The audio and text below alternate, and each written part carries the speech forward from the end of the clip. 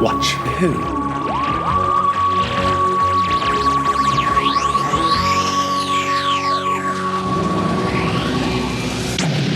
Hello, and welcome to Watch Who, a Doctor Who podcast. I'm Mark. I'm Sarah. And I'm a Doctor Who fan. And I'm new to watching Who. Yep, watching for the very first time. Very first time.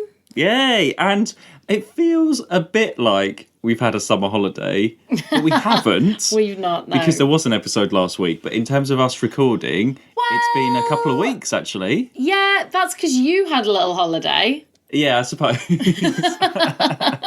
Well, we had that sort of break between the 60s and the 70s, and now we're back, and we're just sort of getting back into it, aren't we? So, yes, I was away at the Utopia convention. So I thought I'd give you a little few snippets of that. Go for it. Because It was a while ago for listeners, but not.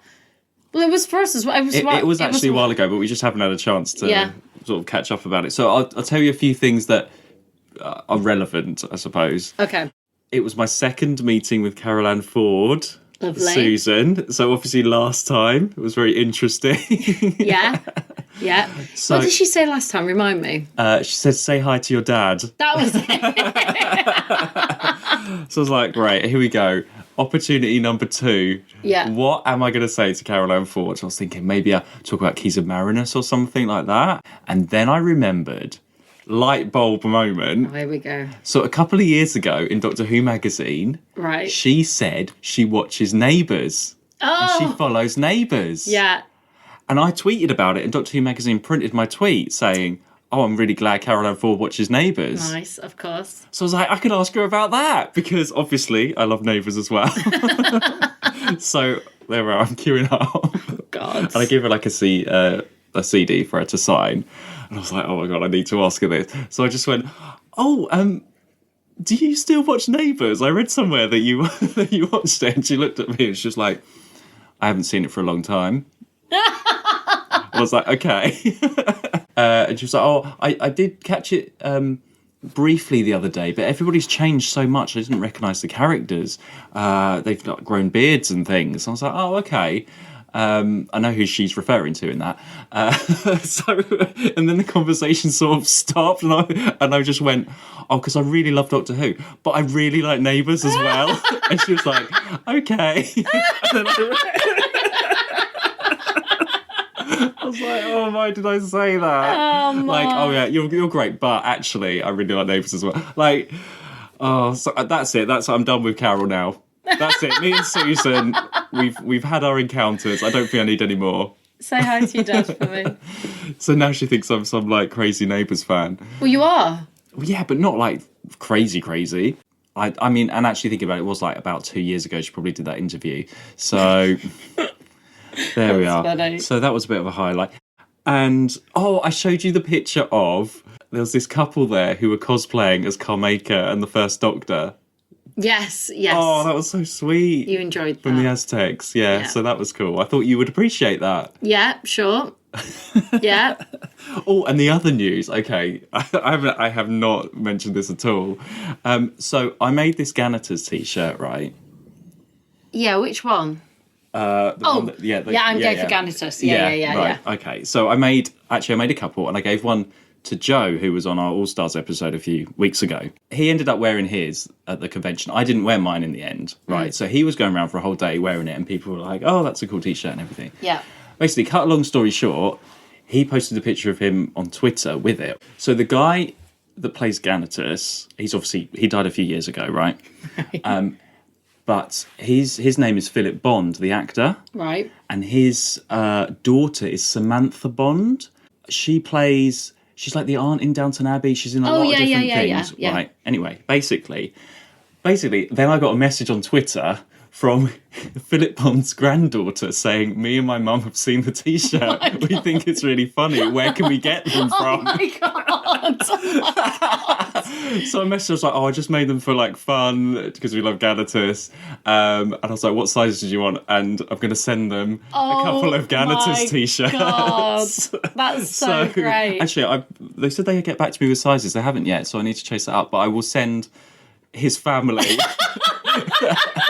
some Ganatus t-shirts. I might actually do, because she said Ganatus is my granddad, so I might make a Ganatus is my granddad t-shirt for her. Look it up for her and see. Yeah, and see if she wants that. So that's so funny. I can't believe that. We're gonna have to sell them. I mean, technically, have we got their permission now? Well, that's the thing. I was like, why are they getting in touch? Are they just checking, copyright or something? Yeah. Because that's why I said, I was like, I've only made 2 just for fun. Yeah, So I couldn't believe that. That's so funny. We've reached out to Gansis's family. Maybe because not to make money. We'll sell them for. Yeah, it was just fun. Yeah, that'll be fun. Yeah, if people want to. Let us know if you fancy a Gay for Ganatus t-shirt as well, and then we'll get some prices and not to make money, just for, like you say, for. Yeah. I mean, because we all love Ganatus. Yeah, exactly. I could not believe that. I was like, oh my god, that is hilarious. Okay, anyway, well. So there are a couple of highlights. Obviously, I met some other actors and stuff there that you haven't met yet. Yeah. So I'll talk about those as we meet the characters. As we appear, yeah. But in terms of who we know so far, it was mainly sort of Carol Ann Ford again. So there we are. Also, I mean, we have got a few things. I got a message on Instagram from Matthew Cox. And I didn't actually... I think he sent this after our Space Pirates episode, so it's a little bit old. I just didn't see it, so sorry about that. But I wanted to let you know. So we were obviously talking about the missing episodes with the Space Pirates. He says, going with Sarah's Moulin Rouge DVD analogy, whilst she may own the physical disc, the film itself is still owned by the copyright holders. This is why DVD piracy was such a thing back in the day. The same goes for people hoarding missing episodes. The BBC still legally own them all. I see. Okay. That's what he did. So, Okay. Well, no, then that's fine. I will take that. I completely can see that. He also says you should do Marco Polo in full. Maybe. Which I also agree with. Maybe one day we will go back. I think now you've got used to the recon stuff. I think he thinks it might be easier for you. Yeah. Maybe. Your face, you're just like, no. No. I don't, maybe we'll do it one Christmas or something. We'll do a Christmas special where. Christmas special, Marco Polo. Sarah revisits Marco Polo. That gives me plenty of time to prepare now. I've got till Christmas. Yeah, okay. Yeah, we'll do it one day. We'll do it one day. Yeah. But also on the same note, from the Space Pirates and missing episodes and stuff, if anyone is interested, that Neighbours guy is still messaging me. Oh my God. I've stopped responding now. Well, actually, no, I did. It's been about 3 weeks of me ignoring all the messages. I did get back today because all I said, just as an update, everyone, I said, okay, I'll get these VHSs to you. Yeah. So I'm quite busy. And then we agreed August. I said August because, that was a couple of months ago because I knew. And then it's just, when's it going to be ready? When's it going to be ready? I'm like, August. He's like, 1st of August. I'm like, well, maybe not 1st of August, but I said August because it's not happening in June. When's it going to be ready? When's it going to be ready? I'm like, I said August. Oh my gosh. It's still going on. And he did message to say he's got some Doctor Who VHS as well. So trying to get my attention there. Yeah. But I hope he hasn't, well, he obviously hasn't listened. I don't know. Anyway, there you go, everyone. That's our updates. I wonder whether you'll just snap. No! I've just ignored. Yeah. I've just ignored. You're a better person than me. Well, there we are. And so last week we did Spearhead from Space. Yeah. We are now getting into the 3rd Doctor. We had Mike with us. And we had Mike, yes. Well, this week... Oh, here's a clue, okay? Well, it's not a clue because we all know what's going on, but let me just try and do this. What the hell are you doing? I'm recreating the music. You didn't need a piece of paper to do that, Mark. No. Anyway, it's the Silurians.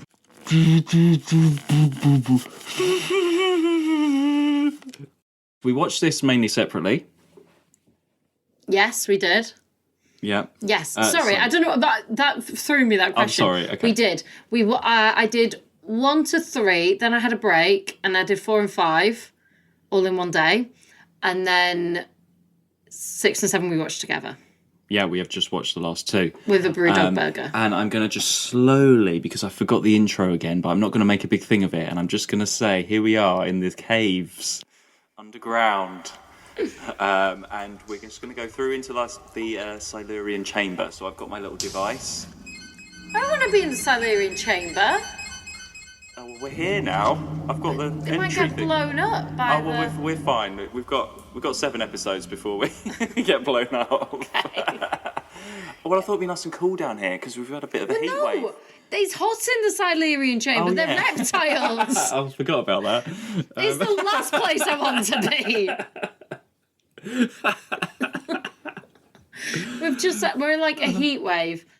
Okay, yeah, maybe. Well, we're here now. I'll turn the thermostat down somewhere over here. I saw that Silurian guy do it earlier. I'd rather be in that guy's house with the broken thermostat. You know. Yeah, but it was broken. That was hot in there as well, wasn't it? broken though, was it? Yeah, but it was hot. Yes, he just turned it down. He's obviously turned it up and said it was broken. Oh, okay. It's because he had a reptile in there. Oh, of course. So he said to the doctor, it's broken. Anyway, shall I start again with a different intro? Yeah, I don't want to be in a hot cave. Well, I'll just be a bit general, okay? So, we're still exiled to Earth. Great. We're still on Earth right now. The Time Lords have exiled us. Yeah. I don't know what we did. I'm going to blame you. Fine. We're going to be on Earth for a little while, I think. So here we are. It probably was my fault. Here we are on Earth in an undisclosed location that's neither hot nor cold. Why can't we be like in the headquarters that he sets up? Like the research place, the cyclotron room. There we are. We're there, Mark. Okay, cyclotron room. Fine. Fine. There's a nuclear reactor just on the wall by us. Yeah, that's fine. That's not going to go off anytime soon. Yeah. Cool. Right, so yeah, Doctor Who and the Silurians, to give it its full title. I still think, I don't know, is this true or not? I should ask you. When it's a long story, like 7 episodes, I get a little bit worried that you're going to lose a bit of interest. But have we actually got past that point by now? No, I haven't. But I've learned how to manage it. Fine, okay. No, so I'm not at a point where I could just sit and do 7 in a row, I don't think. Well, no, I mean, I don't think I would do 7 in a row. No. I mean, this one for me, I feel like they are sometimes a bit long, these 7-episode ones. Actually, I didn't think it was too bad. Well, I think if you sit down and did all of them, I think if you do break it up, it doesn't seem as bad. But I think it gets a little bit repetitive. So whereas like previously when we've had 6, 7s and stuff, and my issue's been more where the hell is the story going? I didn't feel like the story didn't justify being 7. Like it felt like it didn't feel like there was padding. It felt like everything felt like it fit within that frame.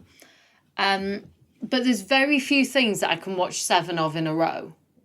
Yeah, sure, yeah. TV show wise, I can do like 4.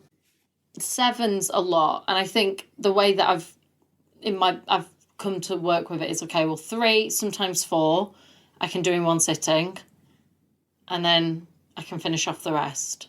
But that's I have to break it down. But I think that's with anything. There's very few things. It's not just season 4, 7 5, of Doctor Who. 7, no. Yeah. No. I can't think of anything that I've done that much of. Because when I watched this, I didn't have this on video or anything, and in the 90s, I think we mentioned this last week, they started to show this season on TV, and I think they did either 1 or 2 episodes a week, like on a Wednesday and a Friday or something. Yeah. And I remember this one, I just remember this one being on for like a good couple of weeks, not like 7 weeks like you would have back in the day, but at least like 3 weeks it was on. Well, and I remember getting bored from it, and I remember taping the first couple of episodes, and then by the end of it, I was like, I can't be bothered to watch it. I'll go around someone's house and play computer games or something. I wasn't worried about it. Well, I was just going to say then, I normally when I do watch a lot of one thing, I'm never actually watching it.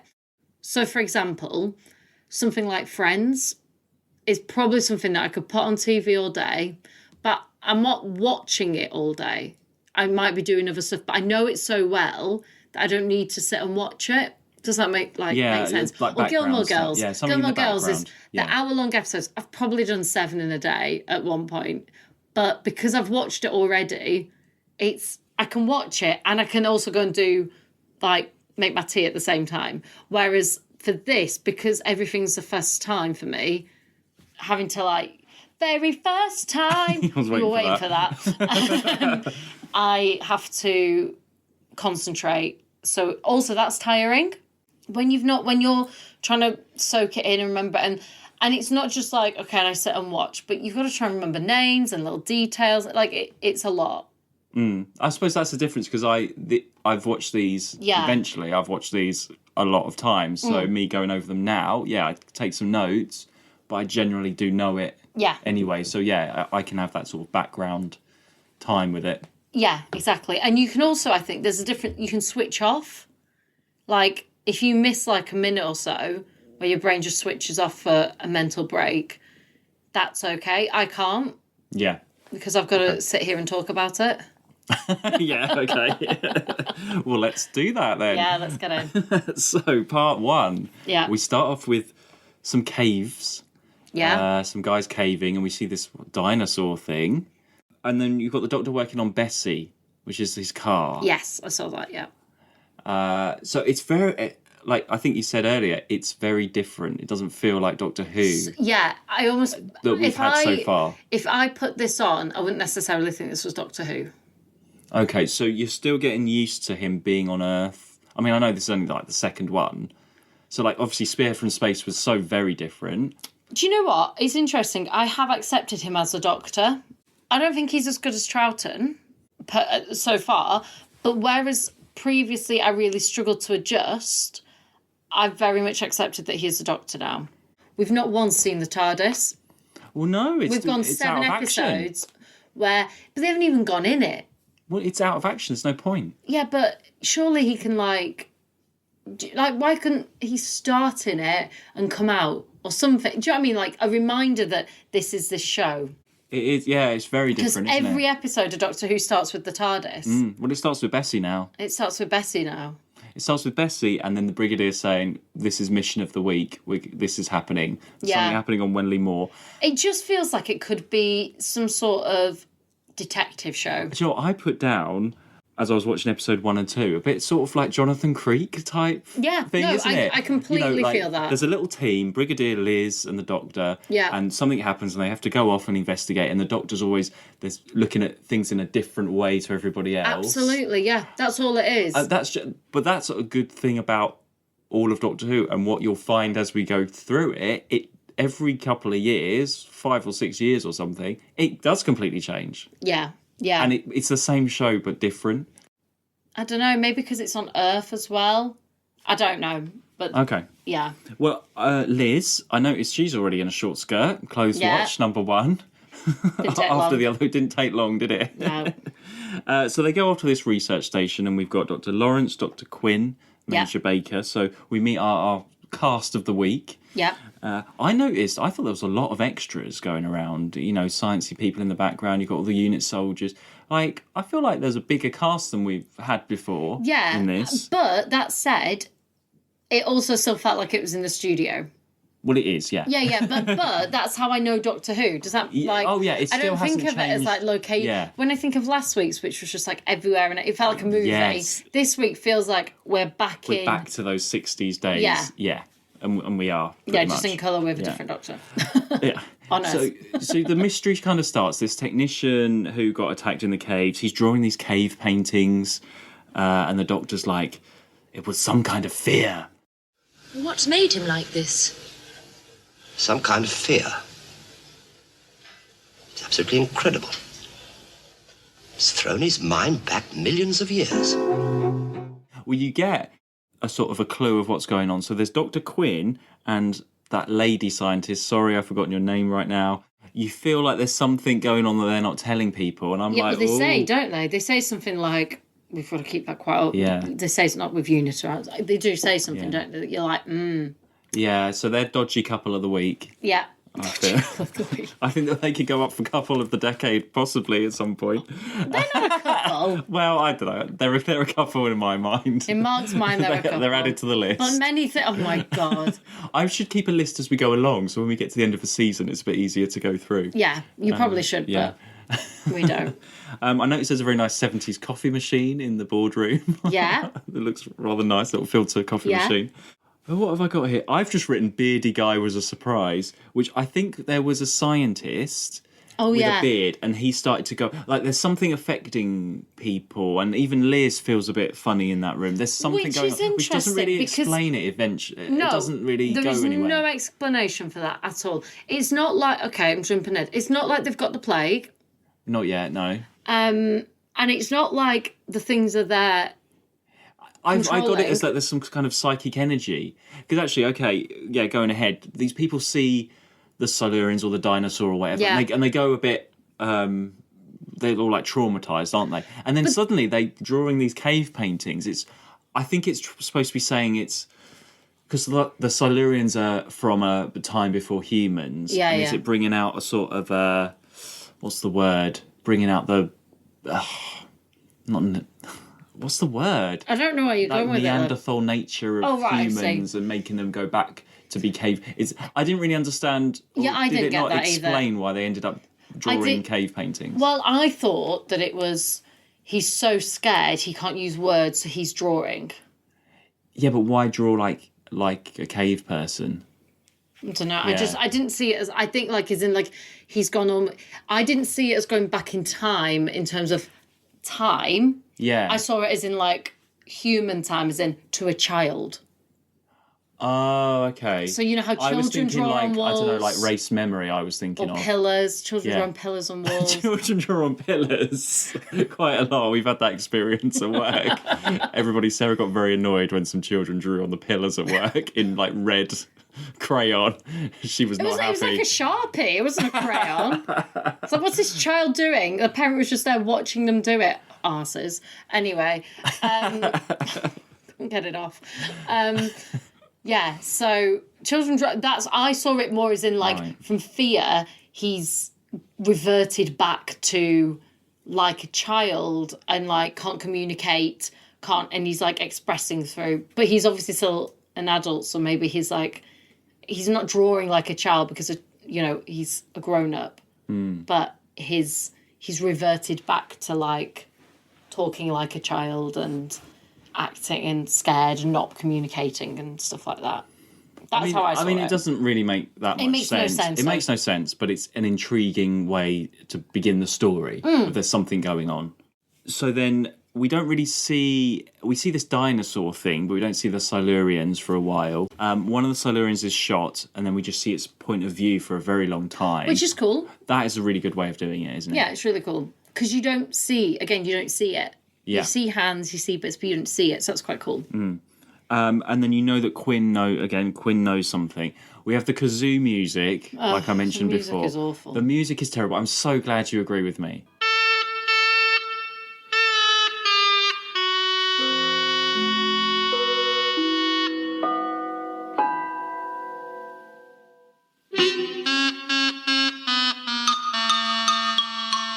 Because I think a lot of people like this music. It's just weird. In fact, to the point, it doesn't. Sometimes it happens, and you're like, that makes absolutely no sense. Yeah, exactly. It's just like somebody talking. Oh, we're just doing the signs. It's like Yeah, or like I don't know. They're just there, something, and it's really. There's no. At least, okay. Look, I'm gonna go back to my other least favorite music, which was. Come on, Mark, sing him. Cowboys. Gunfighters. Gunfighters music. Right, Ugh. where are you going with this? At least the Gunfighters music, when it happened, there was context to it. It was usually start and end. It was usually after a big scene. Do you know what I mean? Like, okay, I had words, so it explained it. Or there was a theme to it. There was a theme to when that music appeared, right? Because I'd usually go, oh, right before it, because I knew that. Like, this had no rhyme or reason. It was kind of like someone's gone, okay, so we've been given this soundtrack, there needs to be music. Oh, just stick that one on. There is no context to any of it. They could be in a really happy and the music's like, burr, burr, burr. Like, it's really odd. I've got the Gunfighters music in my head with the Silurians. I'm just thinking like, the Silurians are going across the moor. They're in the caves. Why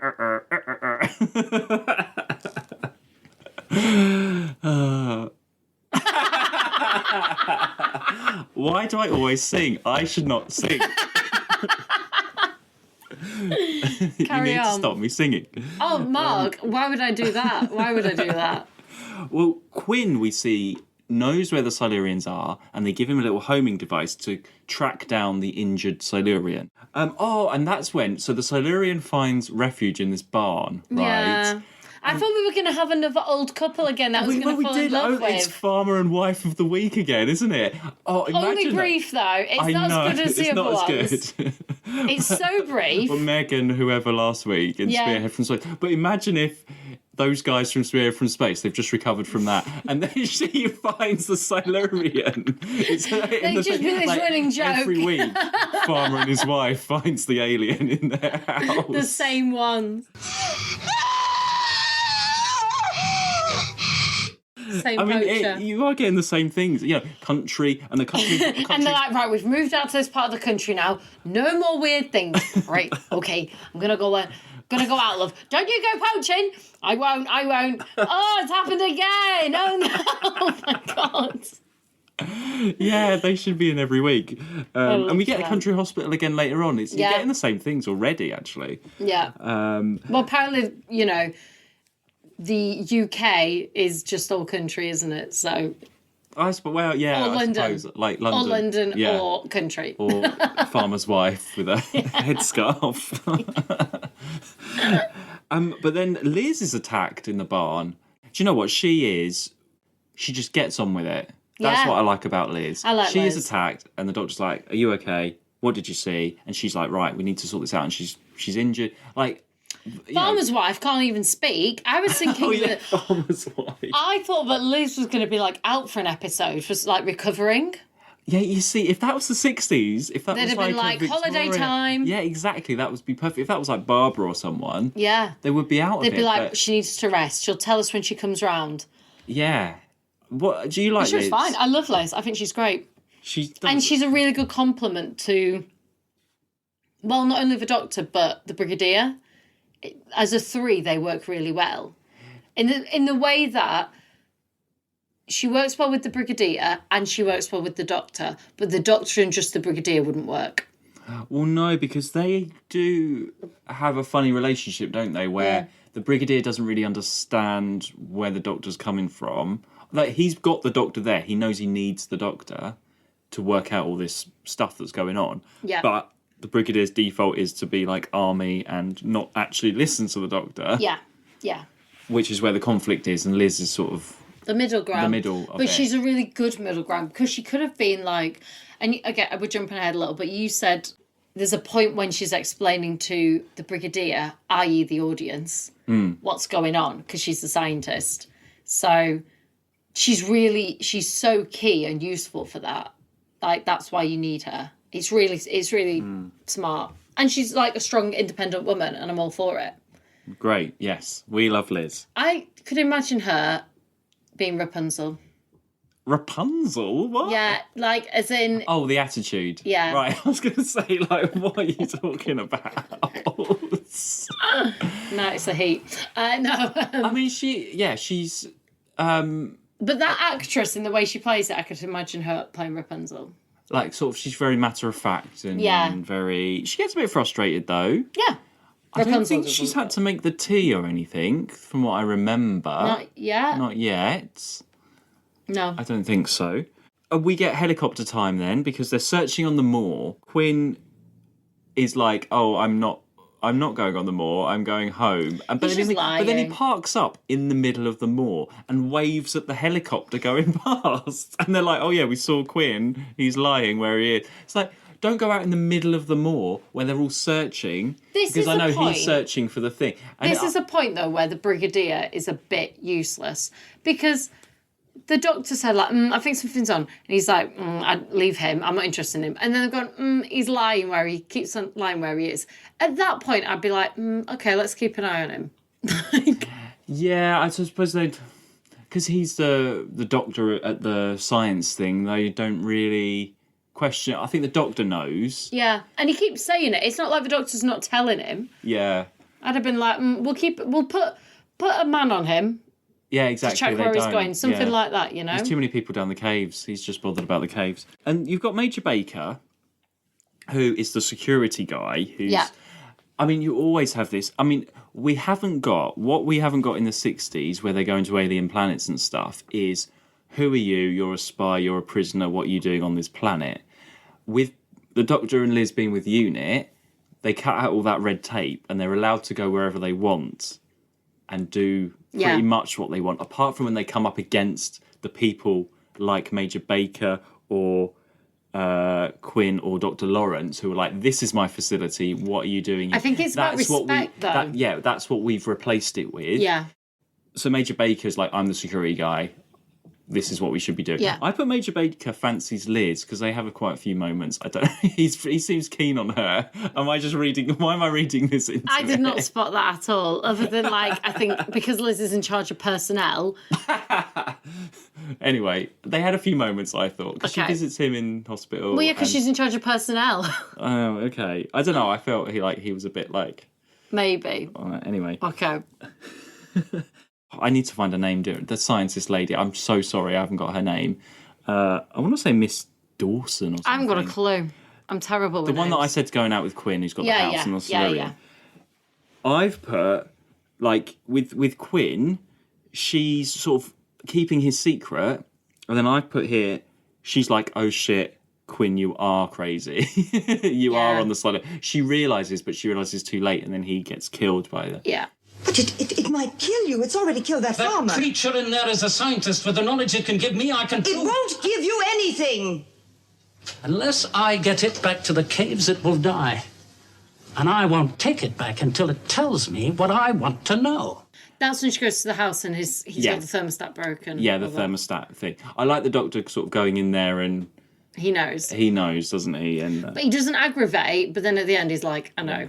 I mean, this is the end of part 3, and the Doctor's face to face with the Silurian. Yeah. When it walks in, because that's the first time you really see it. Yeah, and that's the monster moment of. What do you think of the Silurians then? Colour is not great for 70s monsters. Is how I feel so far. Oh yeah, but the Autons last week, they were really. They good. were fine. But I suppose we got Creature this time. Autons were quite simple, weren't they? Yeah, they were just like Dummies. plastic. Yeah. Whereas these, I don't know, we're not that far ahead enough to be like really. If it was in black and white, I think it would forgive a bit more. Okay. So just that in mind. But I think it's good. Okay. Because I mean, there's It's not got a too third many... eye. They've got their eye. They don't have guns. They've got their eye that goes like. Yeah. Doo-doo-doo-doo. I always get their face. Where their mouth is moving. I always think that's their nose. Oh, okay. I keep seeing that as a nose that moves, but it's a mouth. Yeah. No, I see a face. I do see their face and their third eye. Yeah. What about their voices? Oh. Because we're always a bit critical sometimes of the monster voices. The dickhead one is the most annoying. But why are we going down this? Why are we going down here? Oh, you're so annoying. I was like, what is happening?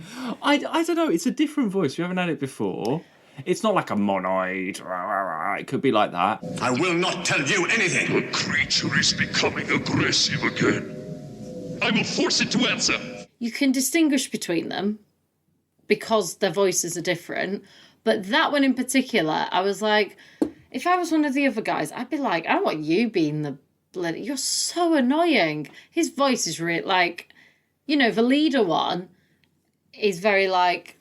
And then, I don't know, maybe I just expect more of like a grimacy tone to it to be the bad one. But, oh, he was so annoying. Yeah, they don't have the evil tone of something. But I guess they're not supposed to be evil.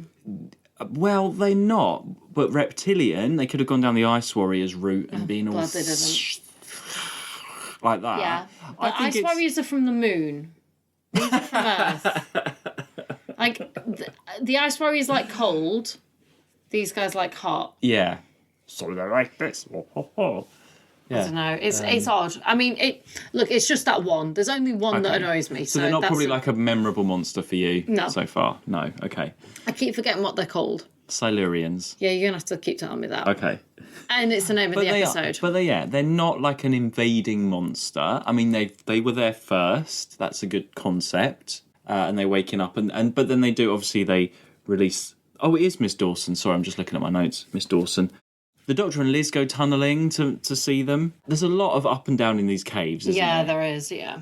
Yeah. Back and forth. They're up and down that however they get down in the caves. We never see really, We don't see, do we? They're just suddenly there. Suddenly we're in a cave, and the Doctor's obviously got his caving outfit on, and then which he brought with him apparently. By episode 5, the Doctor is talking to them, trying to be a peacemaker between the two civilizations.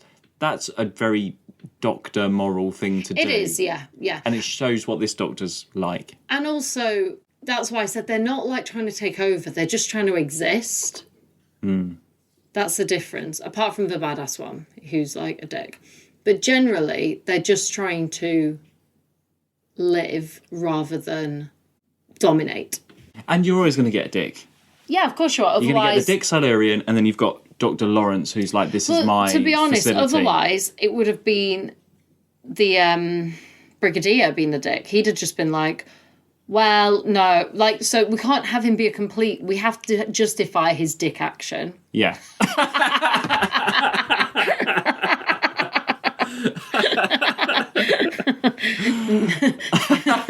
Did not intend that. We have to justify that, otherwise, his behaviour. Yeah. Yeah. Okay, that's the end of that sentence. And that's the end of that. Right. I'll go back to that. I think the end of the story is a bit more interesting for me when the plague comes in. Yes. That really picks up for me. Yeah, and that's also, it's a great twist, as in, that's what was needed. If we're going to be 7, that's why it didn't feel like a... Yeah. And that cliffhanger where the Doctor's like, he's the first one. Okay, well, if we're talking about the cliffhangers, yeah, there's 2 or 3 of the Doctor doing his face, his kind of, I don't know, mesmerised face, which is a bit repetitive.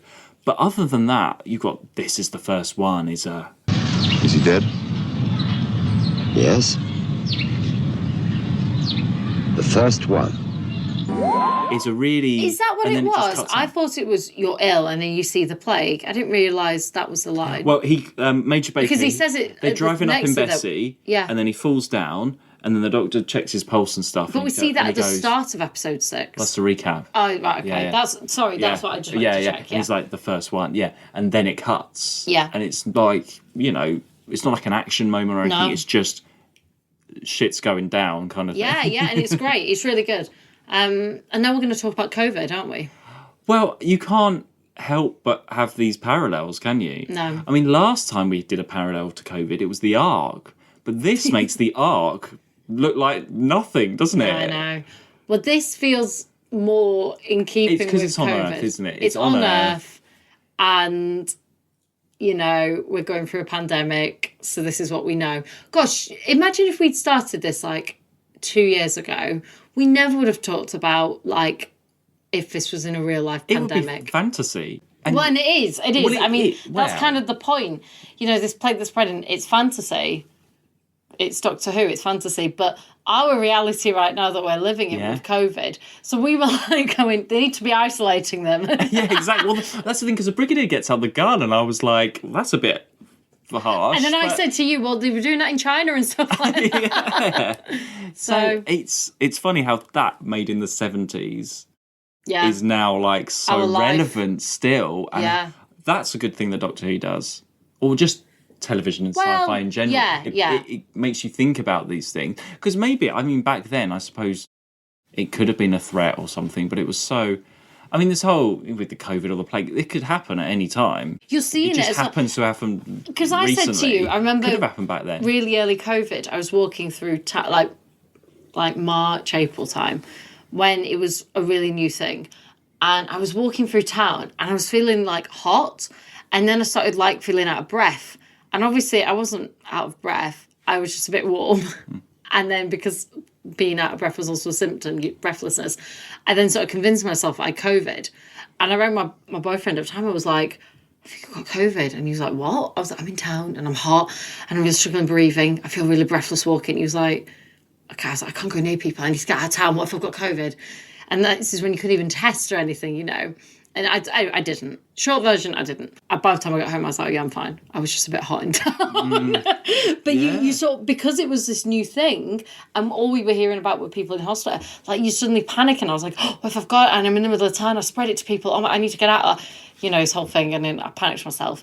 I'm watching that other guy, and he's obviously ill, and just like, just walking through in London, and that's at Marylebone Station, actually. Which I know, it hasn't changed. I recognise that. I need to go there and take a photo of me wherever where he collapses. And stuff. My favourite part of that was when the train attendant guy collapses. That woman's sort of talking to him. He collapses, and then she just walks off. No, like, oh, I'll go and get some help. Oh gosh, this man's ill. She's just like talking. He goes, and then she's like, oh, and then just walks on. I got my directions, whatever. It's so weird. It's funny, isn't it? And it's funny seeing, I mean, again, all the extras and stuff, filming in actual Marylebone Station. It's a thing. I know that quite well. I've slept on a bench there many times. Because it was about half an hour away from my uni to go out for a night out in London. And I remember, okay, here's story time, everyone. Story time with Just Mark. really quick. I was in the first year in halls, and there was a couple of guys that I didn't really know. I might have said hello to them once. They weren't on my course or anything. And I was walking in the courtyard in halls, and I walked past them, and they were like, I was like, oh, hi. And they were like, hi, we're going out to London. Do you want to come? And I was like, yeah, okay then. And I just went out, like I didn't go back to halls. First year and I just went straight out, got on the train. Yeah. We went out to this massive club in London. But we went into this club, right? One of them went one way, one of them went the other. And then I was just on my own. And I was like, okay. I didn't even know them anyway, really. Yeah. I was like, great, I'm in London now all night. So I just did what I had to do. I just went to the nearest podium, got up and was like, started dancing. And there were some people there, and I was like, I'm really sorry, guys. It was really dark. I can't even remember who I was talking to. I was like, there was this group of people, and I was like, the people that I'm with have got, I don't know where they are, so I'm just going to stand here and dance with you lot. And I did for the whole night. That's and hilarious. Then I don't know how many hours.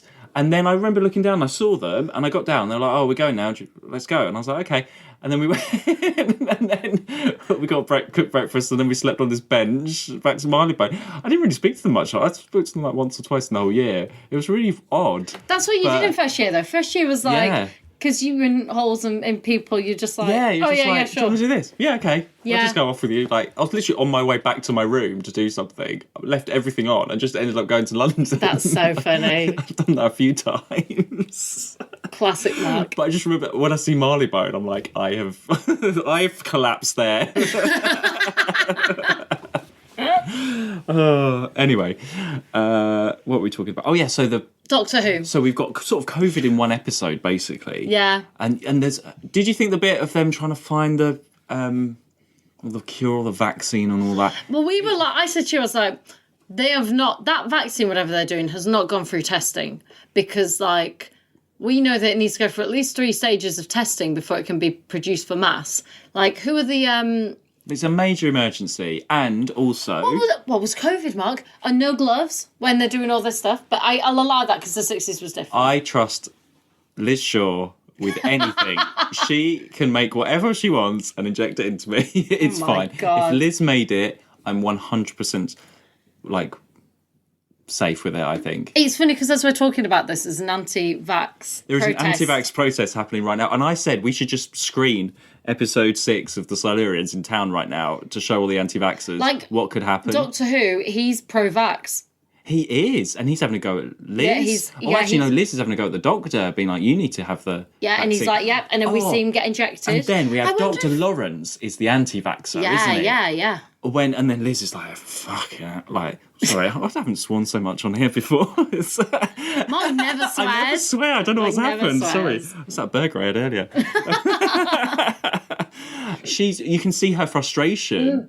And I just want to be like, yeah, come on, Liz, go out and tell everyone. Yeah. You've got to get the vaccine. I wonder whether there was something in the 70s, someone might be able to tell us. I think there could have been something where maybe having kids see the doctor take a vaccine would encourage people to have their vaccines because it's a really odd thing. They could have just gone like, have you had yours? Yep, I've taken mine. Do you need your... They could have just like moved on. But it's a good amount of airtime where she gets the vaccine ready and she puts it in. He doesn't grimace or and he's like, oh, all done. Yep.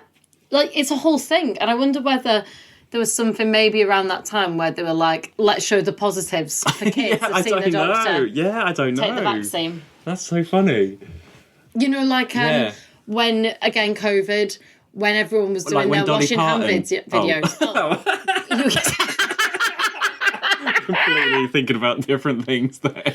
No, I was talking about washing hand videos. Well, Kate Winslet did a good washing hand video. Did you see that one? And have you seen the video of Dolly Parton taking the vaccine?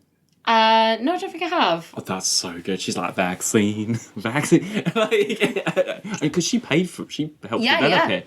And she's like, here's my good friend. And he's made this vaccine. And it's like, I'm going to find it. It's so funny. She's like, I wore this short thing especially. Yeah, it's so good. I love Dolly Parton. But yeah, they should have done that. In the 70s, they could have had the doctor and Liz being like, hi kids, you need to get your vaccine, otherwise you'll die from the Silurians plague.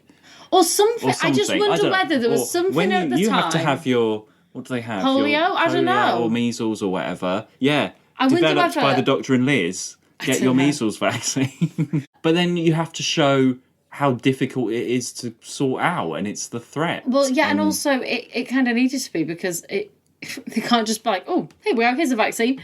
Like, there has to be some... There's no way around that. Have you had any awkward anti-vax conversations?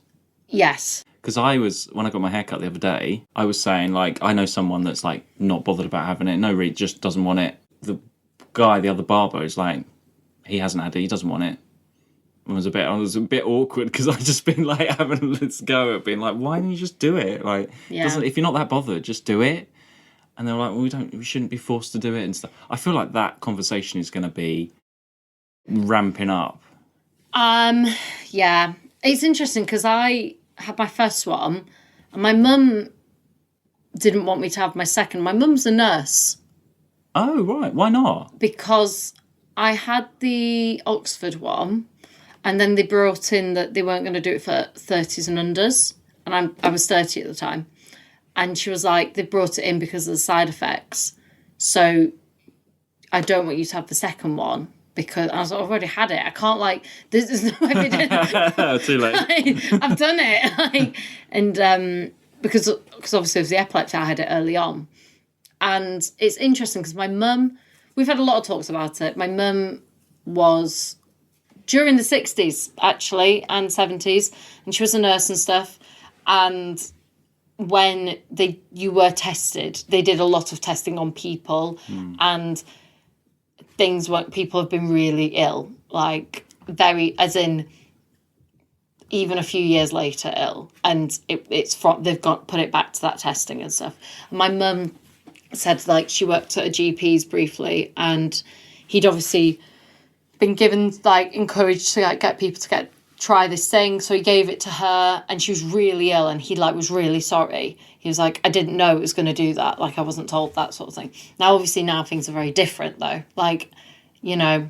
But even my mum had it. My mum had both vaccines, but even she was like, I still feel nervous about how quick this has been turned around. Yeah, when you think about it and how normally it would take so many years to sort out. But then I said like, it's because so many more people came forward to be tested, as in like as part of the trials. True. So whereas like other things, they're like having to pay people to be, you know, or they have much smaller groups and it goes on for longer because you need to test so many people. For this, it's so many people going forward like, yeah, I'm putting me forward for this because I want this sorting. And also it was based on something already, like they tweaked something. They didn't have to start from scratch. They tweaked something that was already being worked on quite a lot of the time. So in that sense, that's made it quicker. So I can appreciate why people feel how they do, but the reality is that the more people, that it'll only work if everyone does. This is why we don't have polio. Exactly, yeah. Because it was a forced vaccine. I understand, That is why polio does not... You only get it in really, really poor countries now. But the reason that kids now don't have to have a polio jab is because everyone used to have a polio jab and it eradicated polio. Yeah. So, I'm not saying that we're going to eradicate coronavirus, but you need at least 70% of the world population. 1% of Africa have had it. So, it's going to be a while. Anyway, back to us. Back to Doctor Who. Doctor Who, yeah. So Dr. Lawrence, he is this anti-vaccine, but it's his ego of just running the place and not wanting unit there is what makes him such an annoying character. Yeah. And he's played so well because that's his character. He's like the sort of Robson from Fury from the Deep, that shouty leader that doesn't get his own way. And his death scene, like when he walks in... so dramatic. He's got the plague. All he's thinking about is, I want my research thing back. He's dedicated. Yeah. Got to give him that. And then he starts shouting and getting on the table and strengthening the Brigadier, and then he just collapses. Yeah. Dramatic moment of the season. Dramatic collapses. They walk up straight and go, he's dead. I was like, that was quick. Bloody hell. I'm in charge of this place! When are you going? Or do I have to throw you out myself? Yeah, it's so good. Yeah. It's not over the top. Well, it is over the top, but I love it. But it works for the moment. Yeah. It's great. And also because you've had quite a quiet... There's so much, Doctor and Liz ticking boxes, doing something, and it's just all very quiet. And then suddenly you've got that scene of like, like in the middle of it. You just sort of wake up a bit after that. Yeah. But that's great. And I'm like, he had to go. Like, there was no way he was going to survive that. And then, everyone's just like dropping all over London. The doctor gets taken away. He finds the cure. He finds the cure. He's writing it down, and then Silurians come and... Silurians come and take the doctor away. Liz finds it and sends it through, so they're going to start testing it. And they get it sorted ASAP. Yeah. You don't really see the after effects, though. Like, a lot of people in London were dropping down. Like, let's not get that vaccine out there. Clothes watch number 2. Big moment here. Doctor in a t-shirt. The Doctor is wearing a t-shirt. Is this the first time we've ever seen the Doctor wear a t-shirt? I think it is. And a tattoo. Well, of yes. a snake. The tattoo, yes, but the t-shirt specifically. That whole ensemble makes him look very navy. Well, it just makes him look like the 70s, doesn't it? And actually, is this because he's in his caving gear, he's in his cape, he's in his white t-shirt and stuff? I swear he wears something else. He's not in his cape for long. Well, beginning and end, that's his... that's his travel. Travel thing. He changes quite a lot in this. Yeah. More than usual. Yeah. That's a difference. You then have, actually, even with all the plague stuff, then you have this last extra bit of the Silurians invading the nuclear plant, something about these rods that have been put down one by one. And you get the science stuff, again, of the Doctor and Liz dropping these rods, whatever that is. But it's in real time. Sometimes that annoys me a little bit, where it's like, right, Liz, press this button. Yep, pressing button. Pressing button 2. Pressing button 2. Oh, I enjoed it. There's some suspense. I suppose it is suspense, but sometimes maybe because you've watched it, it's not. Whereas for me, I was like, when are they going to do it? Because I understood what was happening and so why they were doing it. I don't know. Sometimes I feel like some of that is a little bit too real time, And then the big moment at the end, the Brigadier blowing up the Silurians at the end, where the Doctor... Where are you on the Doctor's side or the Brigadier's side, or are you... What are your feelings of the Silurians at the end? Because I feel sorry for them. Okay, we had a bad leader, but as we've said, there's always one. Yeah. Once he's out the way... It's interesting because I thought that he was dead, and then we see him right at the end waking up and, like, trying to start it all back up again. So I'm almost glad that they managed to stop that happening. But I also agree with... And I also think for the Doctor, it's like a smart alien race has been killed, and he's a smart alien race. It's like his own life is of more value as an alien than those. He sees it in a different... He's got that step back, hasn't he? He's not like... he's not a human. Because it's not his planet. It's not... He's just seeing, two alien races that aren't cooperating. Yeah. And he's trying to mediate. Yeah, and his whole thing was like, when, as a Time Lord that we learnt from last season, was that he wanted to go out, he wanted to help. Why have all this knowledge and power and not do anything with it. So for him, I see his point of view. It's a shame that it ended that way for the Brigadier. But I think it can't, this is what I meant earlier, and I was like, we can't have him be a big dick. He had to like... I said something else before. Sorry. But if the Silurians had been like, yes, we want to... Okay, we will work with you, and we're sorry. And that is how it had ended. And then that happened, you'd be like, what a dick. Whereas actually, seeing the really bad one get up, who was not going to change his mind, wasn't going to be reasoned with, then... Fine. Yeah, it had to happen. It had to happen. It's sad, though. Very downbeat ending for the story as well. It's a very thinky ending as well. Yeah. Which shows, would we have had that in the 60s? I can't think of anything. Well, no, they'd have just like moved on to the next event, Well, which I exactly, guess they that's are. the thing. He got in Betsy and off they went. Bessie. Well,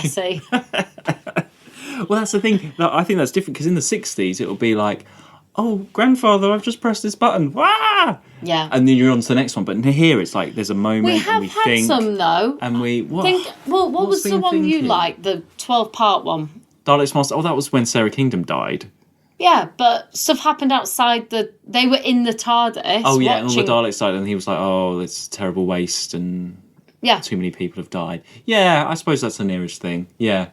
And I feel like we had one with Patrick Troughton as well, where he had...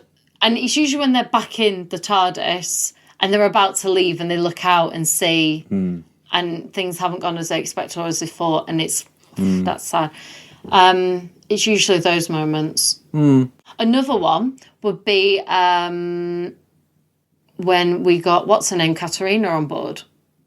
Yes. And the society just started collapsing. Oh, I'm glad we're talking about Katerina. Of course you are. Or the one where it was just the Doctor and Stephen. Oh, the massacre. Yeah, the end of the massacre. Yeah, the massacre. And they were like, no, we have to go now because...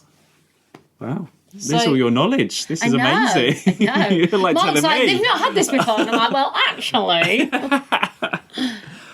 Okay. I did actually enjoy this more than I thought I would. Yeah. As I say, I'm a bit wary of the Third Doctor just because he's not... I think because we've been doing the 60s so much and we've gone really in depth as we've gone along with the 60s, and that's where my 60s, mind has been. Yeah. I'm taking a little bit of time getting used to the 70s as well. Yeah, that's interesting. Just because... And yeah, I'll see how it goes with the Third Doctor. He's not always my favourite still. But Okay. I feel like I was a bit too harsh on him last week, maybe. But I can see why people love the Third Doctor. And this is quite a fan... Well, not favourite, but it's good. I'd give it 7 out of 10. Yeah, it's a good 6.5 story. to 7. If I can't do a half and it's going up. Yeah. I think people do like this one. Yeah. So, next week, 7 again. Yeah, okay. And it's called The Ambassadors Oh. of Death. Oh, okay. Great. I'll wait for that. It's on Earth. Set on Earth. Can you guess that? Yeah. I'll get some Ferrero Rocher maybe. Okay. And other than saying it's on Earth, I have no idea what to expect. I suppose so. Yeah, to predict, it's a bit easy now. Yeah. It's on Earth. Bessie might appear. Yeah. The Brigadier probably will be there. Cool. Okay then. Well, we'll see everyone for that one. Yeah. Back on track. Hope we haven't put you all off with our COVID talk and vaccinations. Whatever your stance on it is, we're all together in it. You can find us on Twitter and Instagram at 2watchwho. And you can support us on buymeacoffee.com/2watchwho. Just mixing it up there. And we'll see you next week. See you next week. Bye. Bye. To watch who?